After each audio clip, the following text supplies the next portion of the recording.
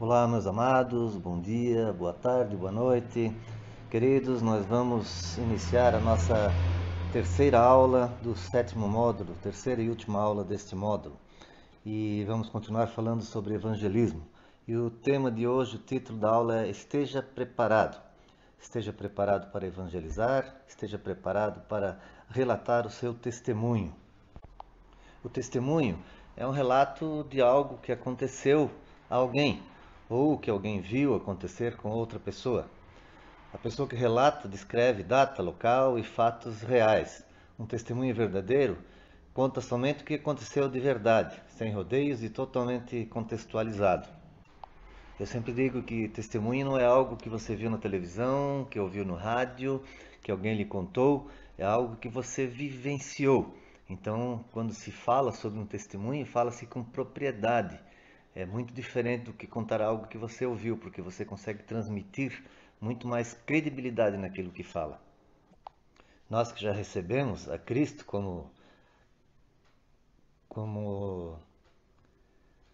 perdão, nós que já recebemos a Cristo como somos carta viva de Deus, diz o apóstolo Paulo, está lá em 2 Coríntios 3, 2, que diz assim: Vós sois a nossa carta, escrita em nossos corações, conhecida e lida por todos os homens. Testemunhar sobre Deus é responsabilidade nossa, de todo cristão. Deus nos deu essa responsabilidade. Isaías 43, 12 fala: Vós sois as minhas testemunhas, diz o Senhor, eu sou Deus. Testemunhar a respeito das maravilhas que o Senhor tem feito em nossas vidas é também uma convocação de Jesus.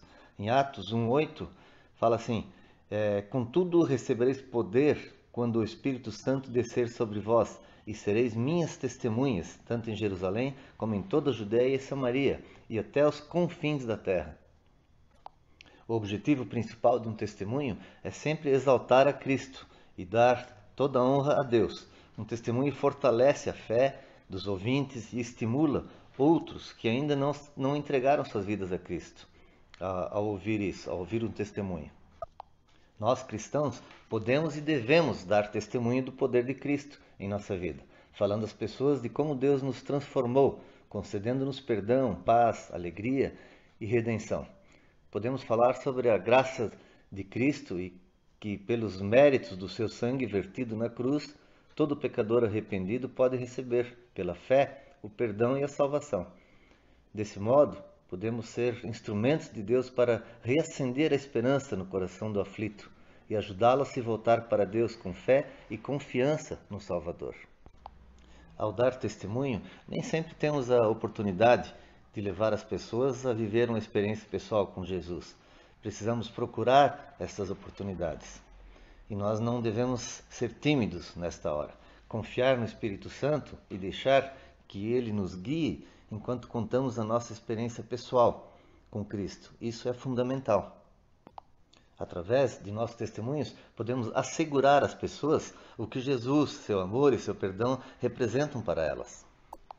Podemos usar as conhecidas frases, tipo: Jesus morreu por você, assim como pelo mundo inteiro. Ele o ama e não é tarde demais para pedir e receber o seu perdão.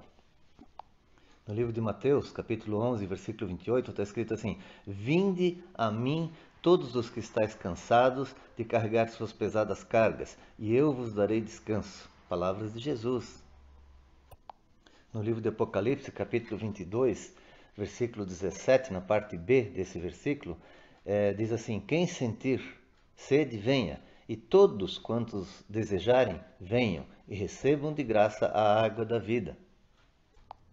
Meus amados, através do nosso testemunho, podemos ajudar as pessoas a confessar a sua necessidade de perdão e que precisam de Jesus.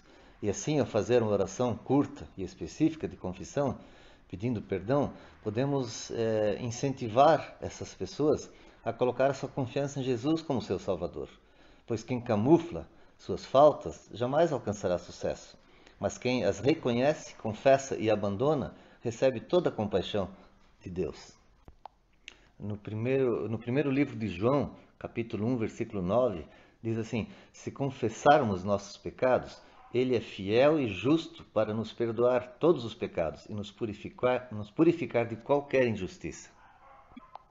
O nosso testemunho ajuda as pessoas a confiar que Jesus as perdoa e que elas também podem receber esse perdão. Testemunhar, meus amados, não é contar vantagens, se vangloriar de ter conseguido uma casa própria, um carro zero, uma família feliz, saúde, etc. Testemunhar é compartilhar as bênçãos recebidas do Senhor com outras pessoas, para que elas saibam o quanto Deus é tremendo e fazer com que desejem também compartilhar o seu reino. Isso é testemunhar. O testemunho permite que todos saibam que Cristo é o Senhor e opera milagres e prodígios em favor do seu povo. É preciso ousadia e fé para assumir diante dos homens que Jesus é o Senhor da nossa vida. Olha só, queridos, as palavras comovem, mas os testemunhos arrastam multidões. Estejam sempre prontos, sensíveis e dispostos para falar da mensagem de salvação, aquela mensagem que Cristo nos transmite através do seu sacrifício na cruz do Calvário. Queridos, eu vou já encerrando, mas eu vou terminar contando para vocês uma pequena história que mostra o quanto Deus é bom e o quanto vale a pena testemunhar a respeito das maravilhas do Senhor. Tá? Olha só, há muito tempo, num reino distante, havia um rei que não acreditava na bondade de Deus. Porém, ele tinha um súdito, um servo, que sempre lembrava a ele dessa verdade. Em todas as situações, esse servo dizia: meu rei, não desanime, porque Deus é bom. E um dia o rei saiu para caçar juntamente com esse servo, com esse súdito, e uma fera da floresta atacou o rei. E o súdito conseguiu matar o animal. Porém, isso não evitou com que a sua majestade, que o rei, perdesse o dedo mínimo da mão direita. O rei, furioso pelo que havia acontecido e sem mostrar agradecimento nenhum por ter sua vida salva pelo esforço do seu servo, perguntou para este servo: e agora, o que você me diz? Deus é bom?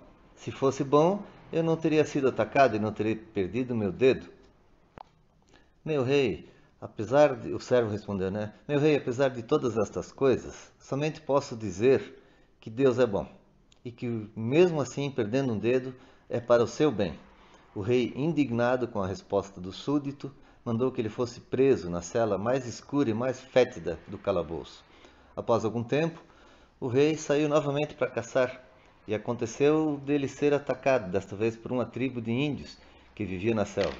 E estes índios eram temidos por todos, pois sabia-se que faziam sacrifícios humanos para os seus deuses. E estes índios, mal prenderam o rei, passaram a preparar, cheios de júbilo, o ritual do sacrifício. Quando já estava tudo pronto e o rei já estava diante do altar, o sacerdote indígena, ao examinar a vítima, observou, muito furioso: este homem não pode ser sacrificado, pois é defeituoso. Falta-lhe um dedo. E o rei foi libertado. Ao voltar ao palácio, muito alegre e aliviado, libertou seu súdito e pediu que viesse em sua presença. Ao ver o servo, abraçou-o afetuosamente, dizendo-lhe: meu caro, Deus foi realmente bom comigo. Você já deve estar sabendo que escapei da morte justamente porque não tinha um dos dedos. Mas ainda tenho em meu coração uma grande dúvida, disse o rei, né? Se Deus é tão bom, por que permitiu que você fosse preso da maneira como foi? Logo você que tanto o defendeu? O servo sorriu e disse: meu rei, se eu estivesse junto contigo nessa caçada, certamente seria sacrificado em teu lugar, pois não me falta dedo algum. Reflitam sobre isso, meus amados, meus queridos alunos e alunas. Amem ao Senhor e Ele vos retribuirá. E não se envergonhem do Evangelho, não se envergonhem de falar a respeito do Senhor, não se envergonhem de testemunhar aquilo que o Senhor tem feito em suas vidas. Deus abençoe a todos, que a graça e a paz do Senhor Jesus esteja sobre todos. Beijo no coração, amo cada um de vocês. Até a próxima.